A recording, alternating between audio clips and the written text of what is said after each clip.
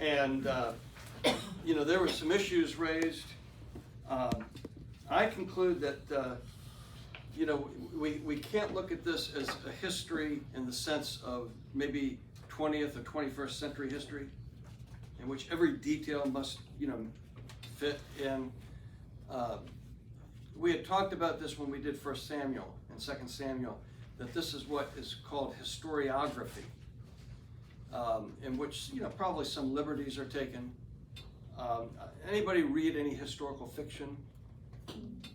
Well, this is not historical fiction, but still, we can't judge this. We can't superimpose the standards of 21st century history on this account.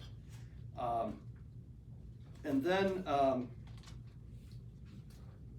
we talked about the theology and how you see providence in this book. Now, I promised that we would get to the book itself, and so that we're going to start with Esther right now. By the way, how many of you read the book of Esther last week in preparation? Okay. How many of you at least read the first chapter of Esther? Okay.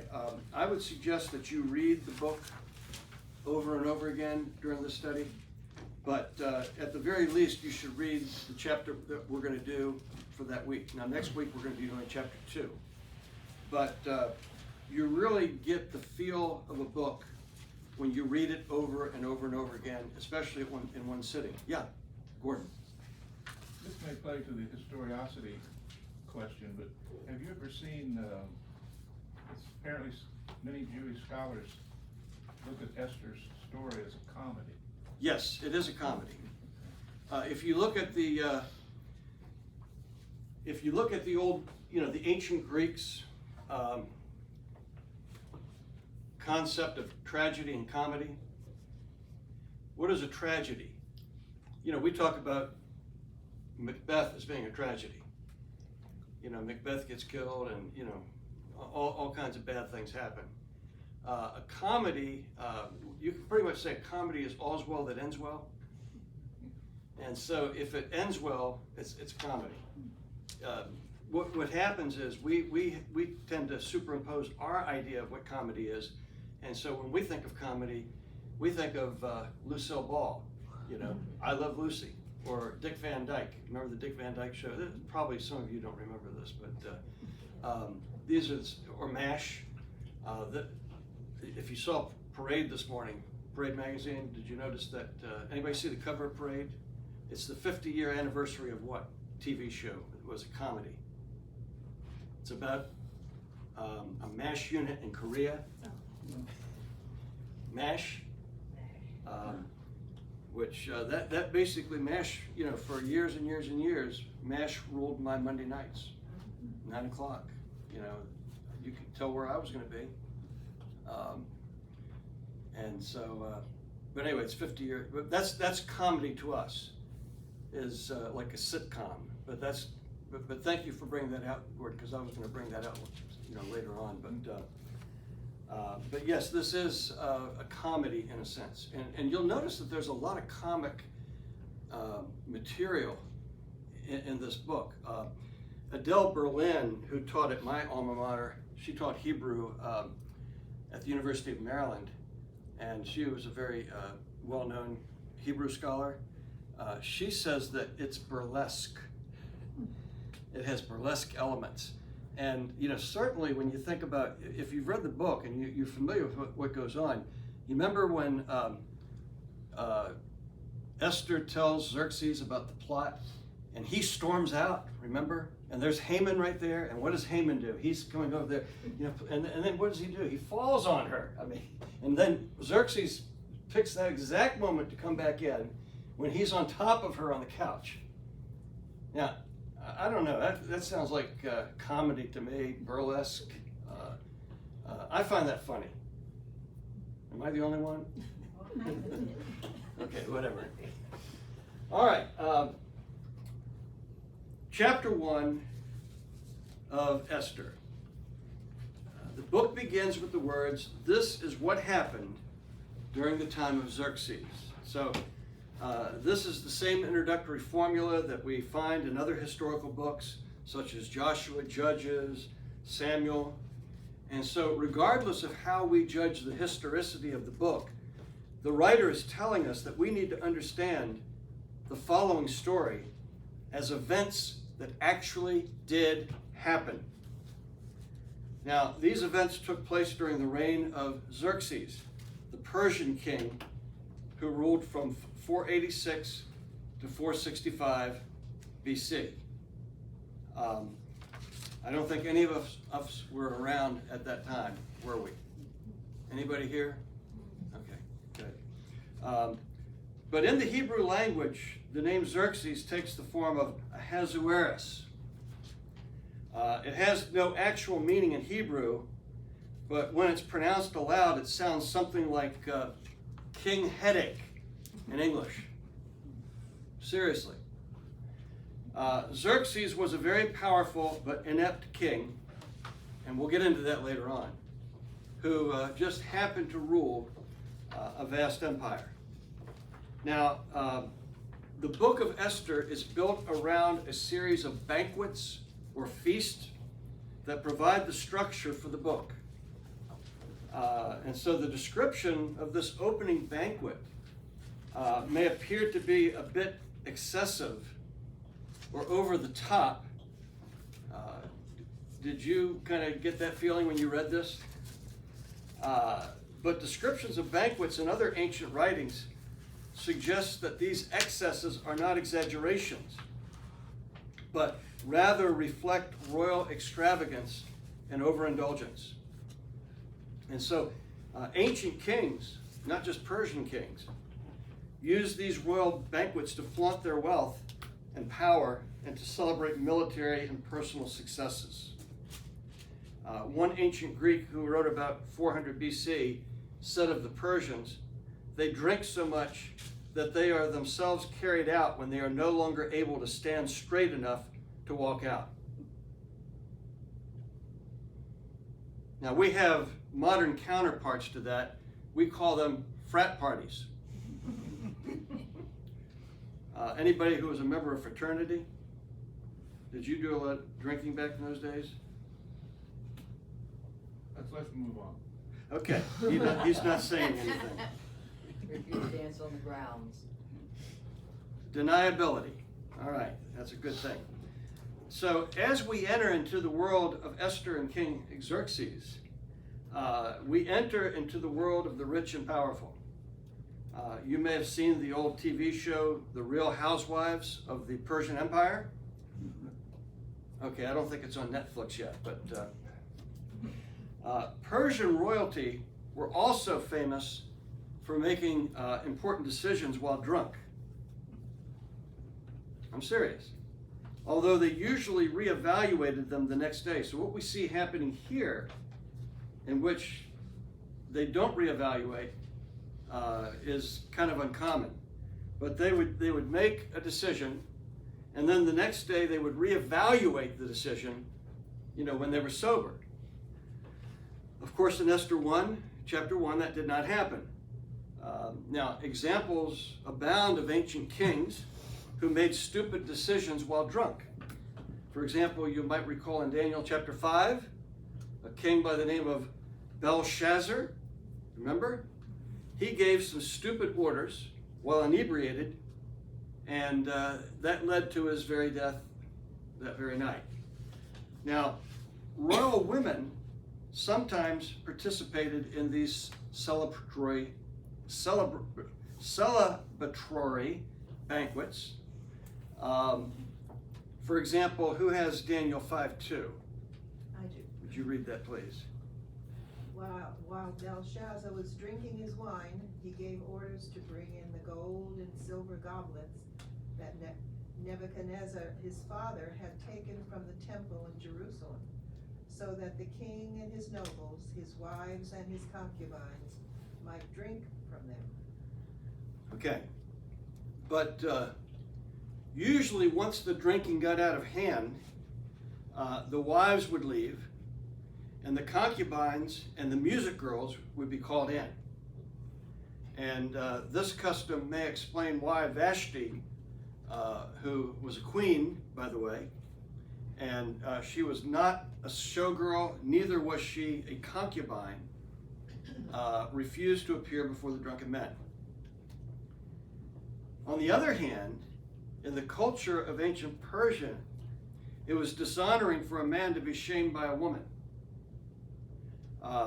Vashti's refusal to obey Xerxes' command was an act of shaming him. Another way to dishonor a man was to be called a woman, by the way. You have to keep in mind that a lot of things that happened back then would probably not pass muster in the 21st century, all right?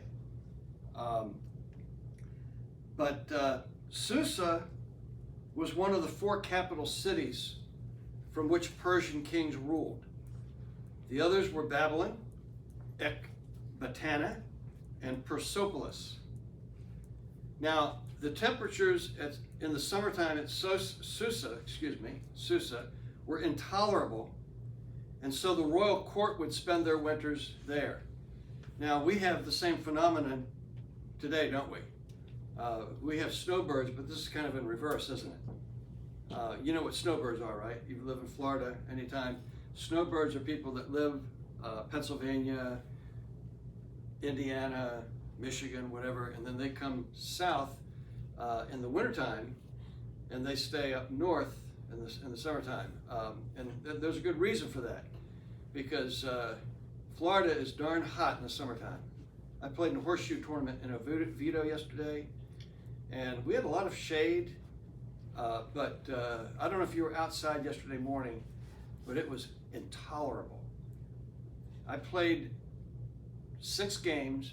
I threw 240 shoes from about 9 o'clock until about 1 o'clock, and I went through 3 t-shirts.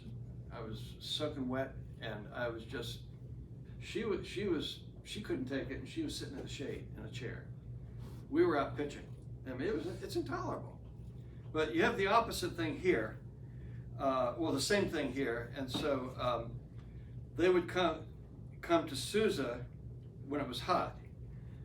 We see Susa several times in the Old Testament. For example, you might remember when Daniel had a vision in chapter 8 of his book. The vision was at Susa. And then there's another guy that you are probably familiar with. His name was Nehemiah. He was one of the shortest men in the Bible, by the way. He was only knee-high. There was one guy that was shorter. Bildad the Shuhite. Okay. That's it. No more humor. You've disrespected me. When does it start? Well, Nehemiah, he was the cupbearer to the son of Xerxes, who was Artaxerxes, in Nehemiah 1:1. Now, Xerxes ascended to the throne in 486 BC when he was 32 years of age. The events of the book of Esther span a period of about 10 years, beginning in the 3rd year of his reign. At the time that Xerxes became king, Persia was at war with the Greeks on the western frontier. Xerxes' father, who was Darius, you probably are familiar with that name, had been defeated by the Greeks in his attempt to overthrow Athens. And so at the time when the events of Esther began, Persia was resting in preparation for its next campaign. In fact, they were kind of licking their wounds, so to speak. And they were preparing for their next campaign. And so some people think that the banquet of Xerxes, which lasted 6 months, was kind of an attempt to psych up the military leaders and get them in the mood to overthrow Greece. Okay? That was one reason why they had banquets. And so this banquet fits in well with that idea. Now keep in mind that all of this is still well over 100 years before the birth of Alexander the Great. we're talking about Greeks, overthrowing the Greeks. Alexander the Great, his birth was over 100 years away. Now, apparently Xerxes was displaying his wealth and his power to consolidate the leaders of the many provinces during this 180-day feast. Now, let's talk about his empire. We're told in verse 1 that his empire stretched over 127 provinces. Now, I don't know what you think of when you think of a province, but Canada is a really big country. I used to live in Canada. And they have how many provinces? 7, 8? They have British Columbia, Saskatchewan, Manitoba, Ontario, Quebec, New Brunswick, PEI, and Newfoundland, 8. Okay. I knew I'd get it. That's a big country, and that's only 8 provinces.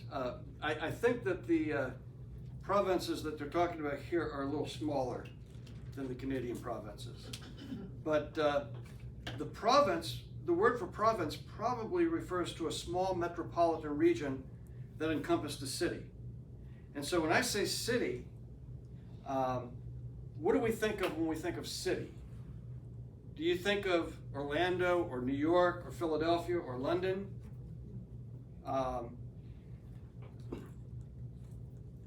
When I think of a city, I would think an ancient city. I would think more like Lake Wales. But an ancient city would have been much smaller. Now, do you remember last week I mentioned that there was a question as to the number of provinces that Xerxes actually had, and that there were different numbers reported? Now, keep in mind that the numbers likely were constantly changing as cities were gained and lost in war.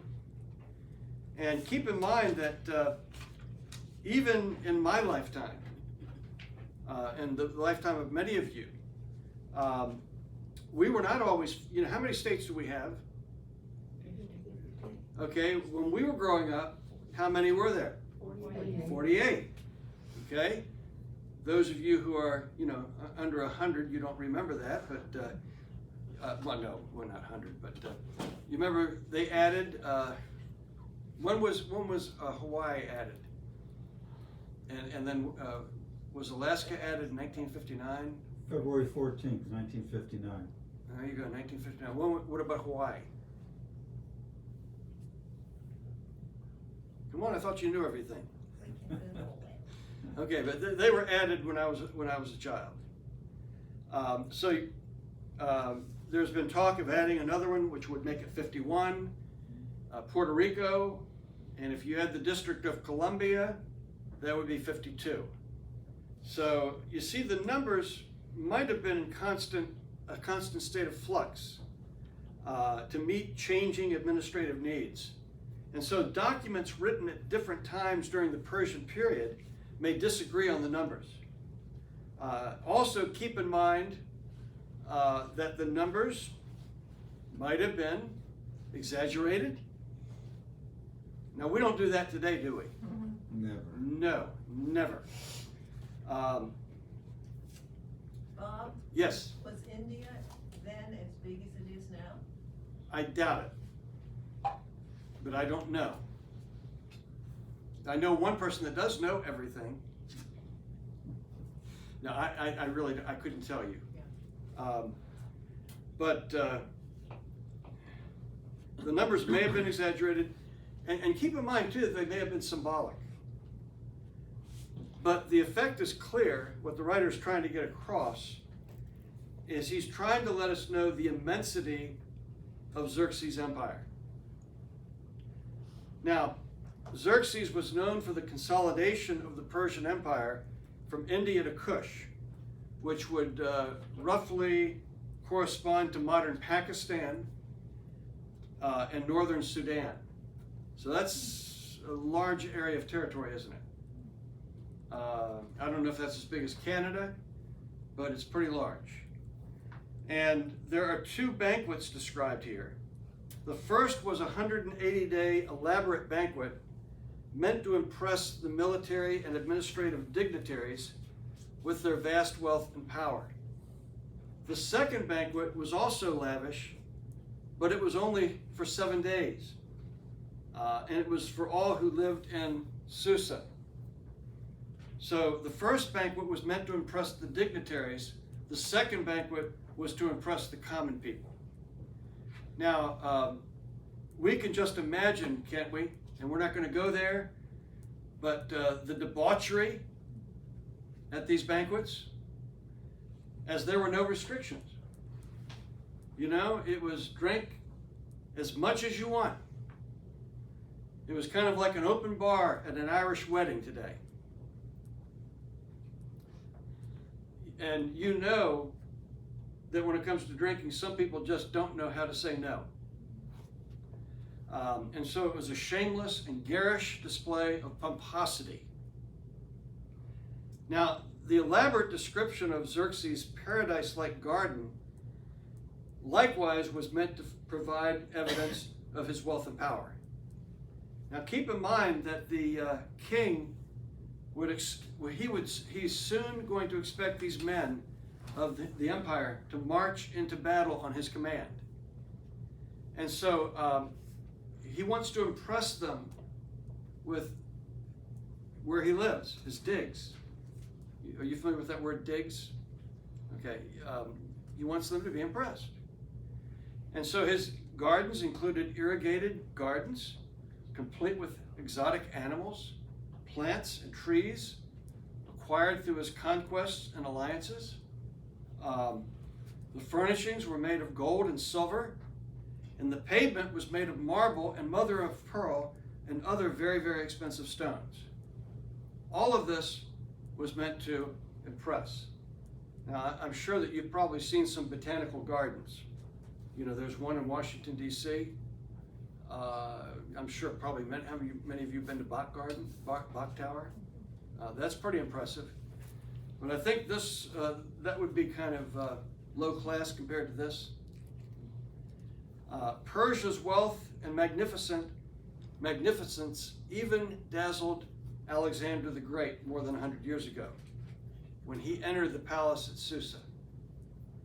Alexander the Great, and keep in mind that Alexander the Great had conquered the known world, found in the palace at Susa 40,000 talents of gold and silver bullion, that would be 1,200 tons, and 9,000 talents of minted gold coins, that's 270 tons. Now, can you imagine if you only had one of those gold coins today? Guess what? You could buy an island and retire in luxury. Just one.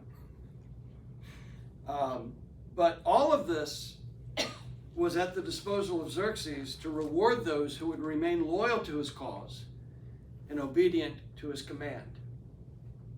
And so this description of the royal banquet shows that Xerxes was a force to be reckoned with. Now, there's a third banquet here in chapter 1, and this is one that is hosted by Vashti in the royal palace. And you'll notice that although it is acknowledged, it is not described. It's not described. And this goes along with the prevailing notion that women were second-class citizens in the kingdom and that power resided in men. Now, if you think about it, even in our country, that was true up until women got the right to vote.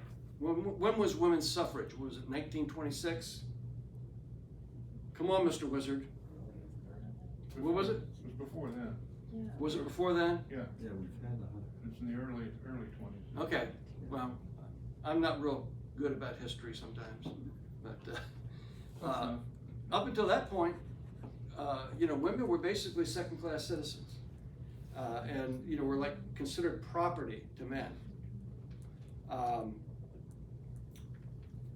Now, in this first chapter, I think it's interesting, don't you, how King Xerxes is portrayed?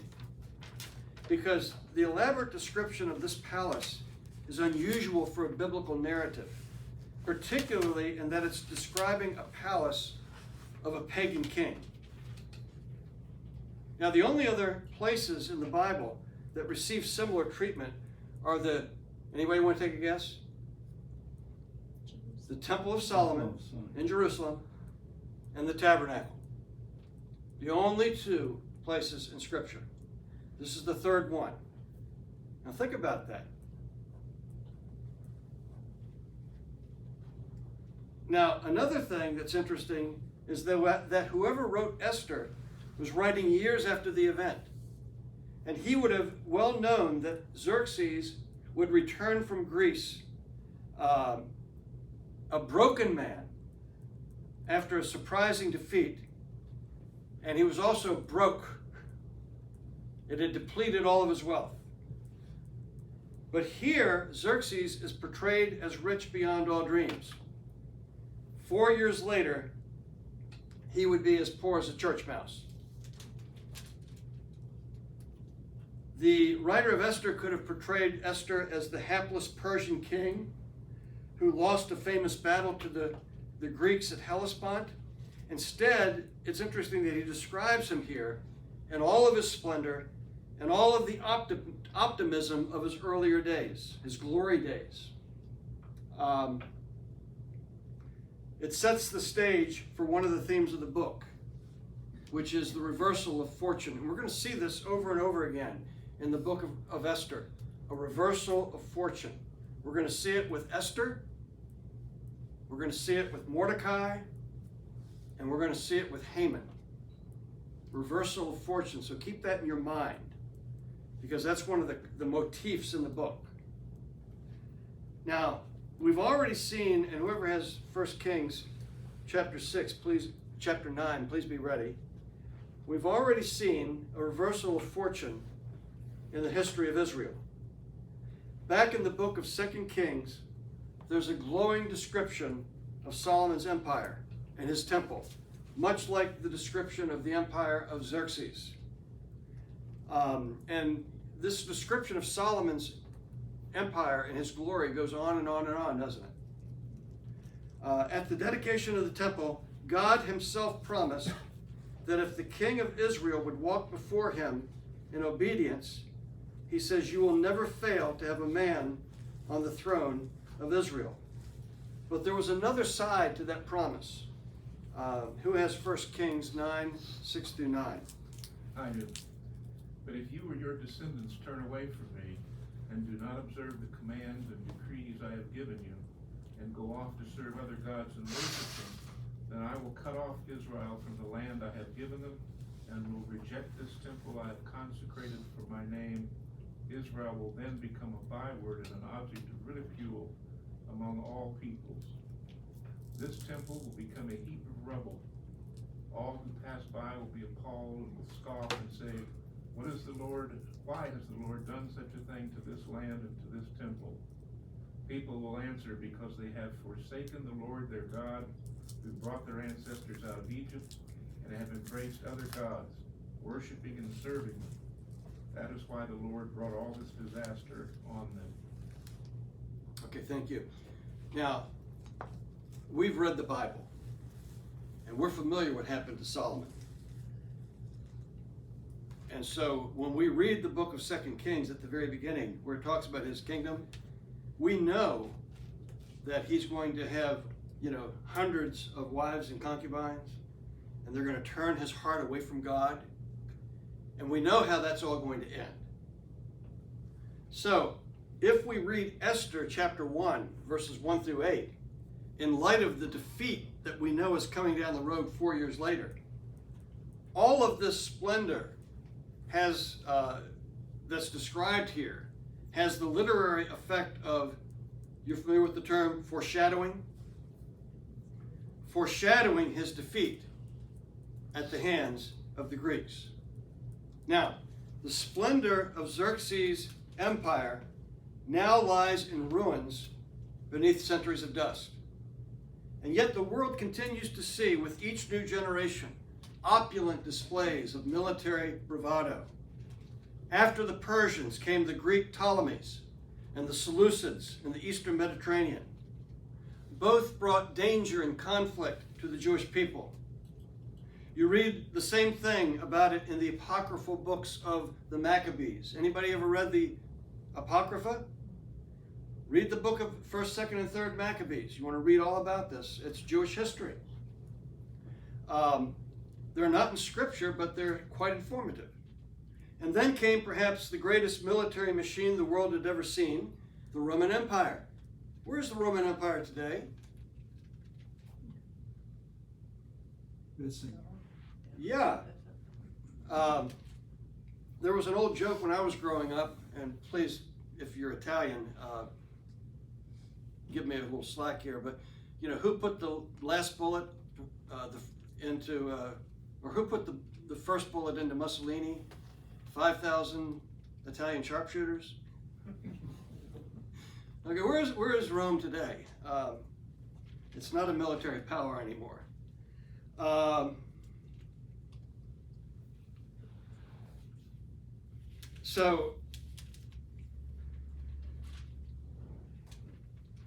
by the way, they crucified Jesus and tried to destroy the Christian church, the Roman Empire.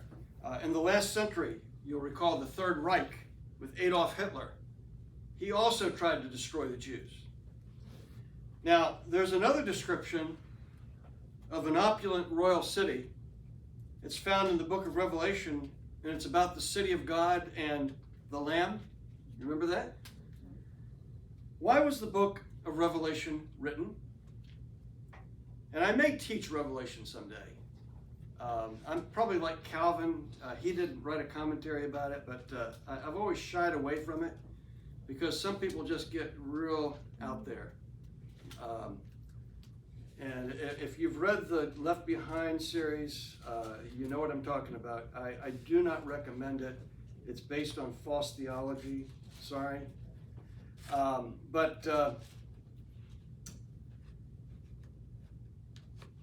Why was the book of Revelation written?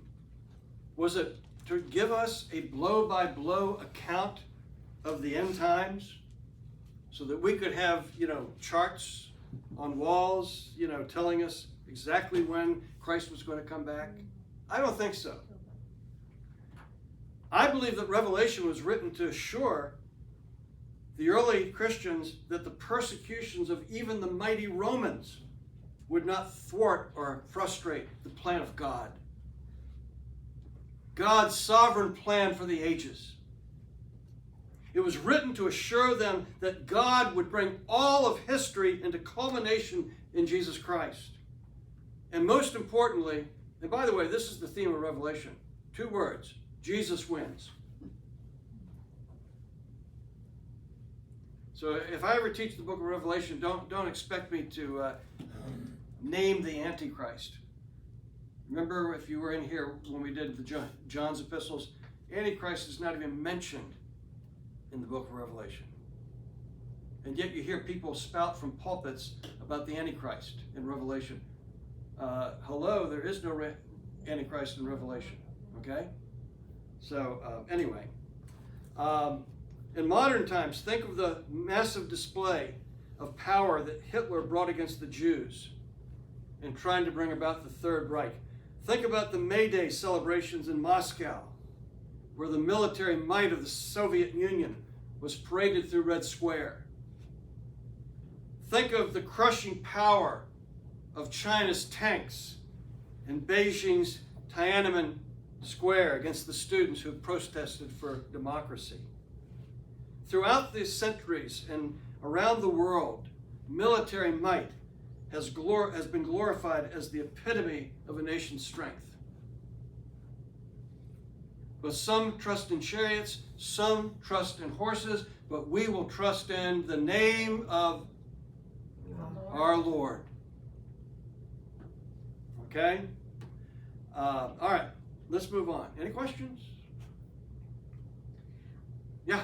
You said earlier that when Alexander the Great came into Susa 100 years later. He was born over 100 years later, but it was still quite elaborate. I thought when he got there, he found 100,000 pounds of gold? Or No. did you say that? Or He found, okay, I got it right here. Okay, 100 years later. He found 1,200 tons of gold and silver bullion, and then, And he wasn't so poor, was he, if he left all that behind? well, this is over 100 years later, keep in mind. Long gone. I Yeah, know, but Xerxes was long gone. I know um, that, Bob, but he lost all those wars because he had And then no money and he had 270 all that tons laying of around the gold palace. coins. That was confusing. Well, Xerxes, when he came back from Greece, he was broke, okay? Okay, no 1,000 pounds of gold anywhere. Okay, that was No, confusing. he expended it in a battle. Okay, And, you know, fortunes can change in 150 years. Where did he get all of that? Who gave him? From other countries, And they were all wealthy. invading other countries. we invaded and took it from them. Yeah, they must have been rich too. All right. Vashti defies Xerxes, verses 10 and 12. Xerxes continues to demonstrate his need to impress when on the seventh day of excessive drinking, he decides to show off his most prized possession. Vashti was noted for her beauty. We're told in verse 11 that she was lovely to look at. And so the beautiful Vashti, wearing her royal diadem, was a living trophy of his power and glory. Now, I am sure you've heard the term trophy wife. All right? Vashti, if anybody was, she was a trophy wife. Okay? I have no idea what she looked like, but she must have been absolutely stunning. Now, anyway, on the seventh day of the banquet, we're told when King Xerxes was in high spirits. Now, what does that mean? Drunk. He was drunk. It means he was fully inebriated. He had had more than a snootful. Remember snootful? That's Otis in Andy Griffith's show.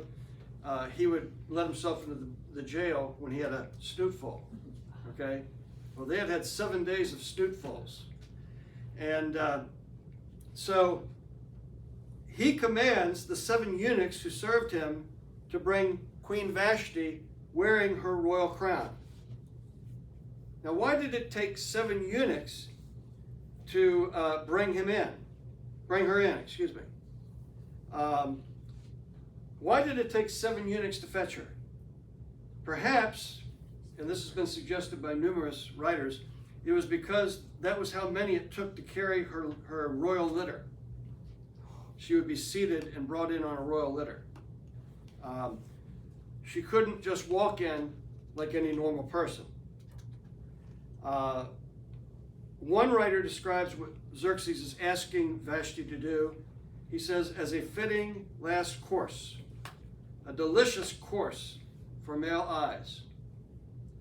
And so Vashti is to parade herself like a beauty contest before a room full of drunken dignitaries.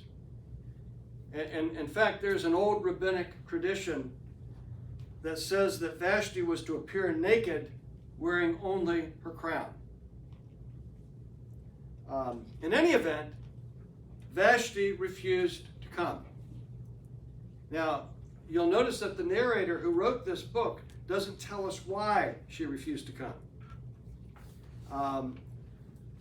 And I have to confess to you that my opinion about Vashti has changed radically as I've prepared for this book, to teach this book, as I've done a lot of reading. I used to think that she would, let me just get a straw vote here. How many of you think that she was wrong to not appear? Anybody? I used to think that she was wrong. Okay? So sue me, all right? That's what I thought. I thought, she was being snooty and she didn't want to come, okay? I thought she was wrong. But I think I've done an about face about how I regard her. I now think that she was absolutely right and her refusal to appear. Now, it helps to know something about the ancient customs of that day. You see, in that culture, noble wives left banquets when the drinking began to become excessive. Once the wives left, then the only women who would be there with these drunken men would be concubines, musicians, and dancing girls who would then party with them. And I'm not going to go into any details, any prurient you want me to go into the details, guys? No, I'll leave that to your imagination. But they would party with them. And, you can just imagine what would happen. Now, notice that the writer of the book of Esther doesn't make any moral judgments about the matter. He simply records the facts. And throughout the centuries of interpretation, Vashti has usually been viewed in two very different ways. Traditionally, she has been villainized by both Jewish and Christian interpreters as a rebellious and wicked woman. And whoever has Ephesians 5, please be ready.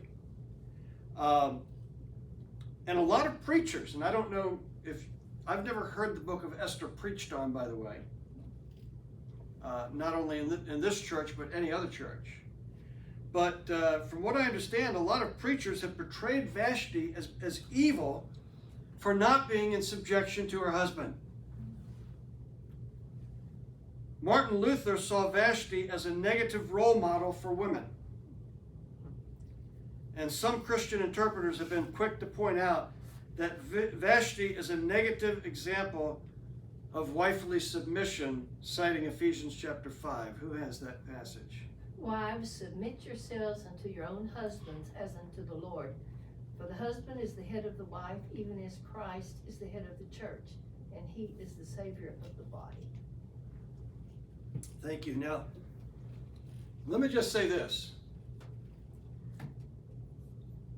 We can't superimpose Ephesians chapter 5 on what happened at Susa 500 years before.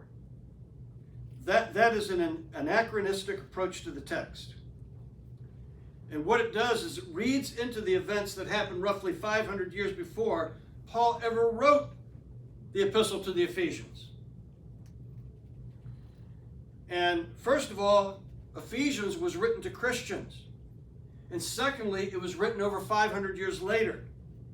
And so you certainly can't apply it to Vashti and her situation in Persia.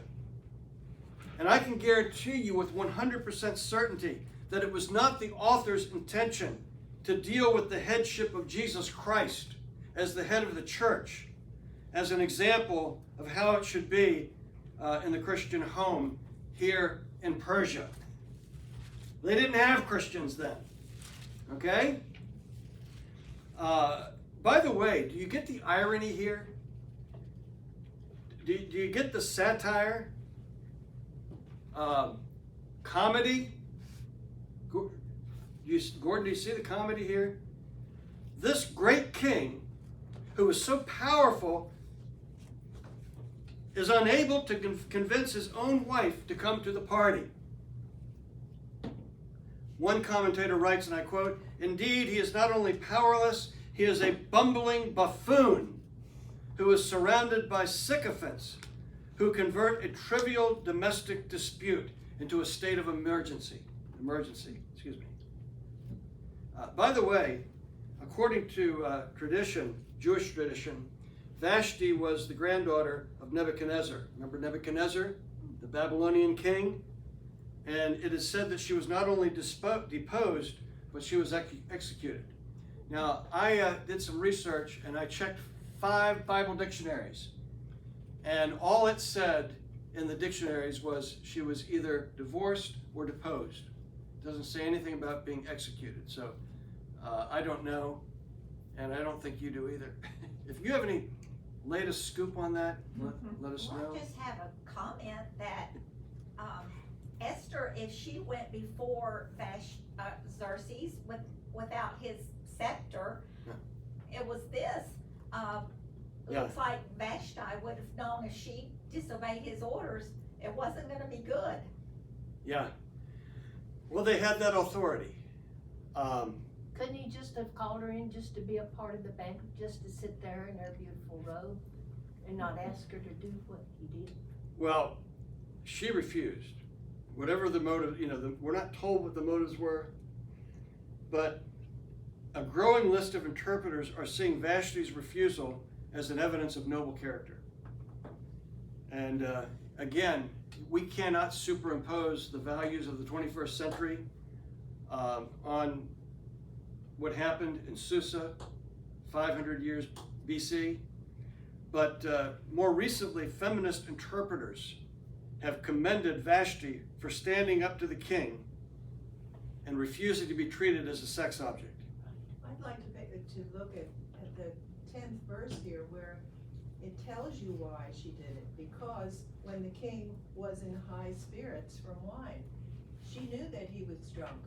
Yeah. Why, I mean, she knew that. Why did they put that in there if that wasn't the reason why she refused? Well, you're reading between the lines, but I think you're right. Well, it isn't even between the lines, it's right here in front of my eyes. Yeah, but she didn't, but you don't know what she knew, because she was in another part of the, But this isn't the first time they had a banquet, she's I know. seen the king drunk. she knew her husband, absolutely, she knew her husband. Yeah. But they see these, the feminist interpreters see Esther as a stereotypical woman in a man's world. And she wins favor by her physical beauty and her ability to satisfy sexually. Some feminist interpreters have even gone so far as to say that Esther should have defended Vashti's decision right and protested the injustice. Now, I see, I want to finish this. I see Esther as playing the game by the men's rules and winning. Some feminists have accused Esther of playing into the hands of men. I see her as using the power of a male-dominated world to accomplish something that is still celebrated 2,500 years later. Purim. Yeah. But Esther wasn't elevated until more than a year later. Right. But what they're saying is that she should, when she was elevated, she should have spoken out for women's rights. Yeah, Mr. Ed. You see the problem with trying to superimpose our sensibilities, and I don't think that they were woke back then. No, Shameful, isn't it? Far from it. it's a male-dominated world, women were property. Plus a book was named after Esther that is still being read and studied today in our church. I seriously doubt that Gloria Steinem will still be read 2,000 years from now. You know who Gloria Steinem was? Okay. Ultra-feminist. So let's give Vashti the benefit of the doubt here. I think she did the right thing. What about you? Here, Yes. Definitely did the right. I'm going to tell you, I've read this book probably 25 times, and I always thought Vashti was wrong. I confess. Okay? Does anybody else also believe that she was wrong at one time? Nobody's going to admit it. Okay, well. Bob, you've mellowed in your later books. Maybe if you had a You've class come full of around. men, they would agree with that. We've got a bunch of women in here, we never. Well, it wouldn't have happened in the old days, the good old days. Well, Bob, I know I'm reading between the lines quite a bit here, but I can imagine, you mentioned earlier that at that point of the party, the royal wives would leave. Well, what would have been the punishment if one of those royal wives had also gotten drunk and then ended up with the wrong man? They very likely would have been executed. So I can imagine Vashti was thinking, my punishment for disobedience is likely going to be far less than my punishment if she had been taken advantage of in that situation. Yeah. Well, just keep in mind, the narrator here does not give any explanation, and I believe that was deliberate. The narrator relates only the facts, just the facts, ma'am. Thus, the motive for what Vashti did remains ambiguous. In fact, there's a lot of moral and ethical ambiguity here in the first chapter. You'll also notice that the narrator doesn't even judge Xerxes. Now, had I been writing the book of Esther, I might have made mention of the fact that Xerxes was a drunken fool, wouldn't you? But the narrator doesn't make any judgments at all. Karen Jobes, I mentioned her last week, she wrote a commentary on this. She says, divine providence works through human behavior that flows from even the most ambiguous and confused of motives. So Xerxes' decision to display Queen Vashti, I think we would all admit, was not a very admirable one, at least not when judged by Christian standards. Xerxes played a very high value on appearance and power. He was willing to use any means to acquire wealth, control, and to manipulate those people around him. Now, the bottom line is that Xerxes sets in motion a chain of events that are going to take on a life of its own. So I'm going to stop there, and we'll pick up next week with Vashti being deposed, and hope we'll get into chapter 2 as well. Any questions or comments? Thank you for the comments. Huh? You would have thought he would not have wanted his wife in there in front of all those men, gazing at. Because they didn't care about that? Well, some men like the attention. Some men like the attention. And I think different men are different. I think she should have been a little smarter, put somebody else in the carrier thing. Well, I think we would all admit that Xerxes was an idiot. Yeah, he was drunk, everybody's drunk, put somebody else in there with their head covered. Why was he king? Because he was the son of a king. Right. He didn't get there on merit. Well, thank you so much for being here. Down.